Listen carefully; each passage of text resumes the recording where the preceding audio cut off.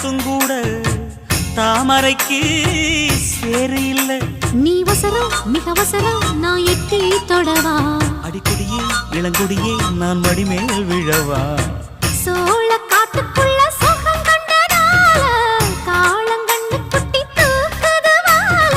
மாமனுக்கு தாங்கவில்லை, இனி மாறாப்புக்கு வேலை இல்லை.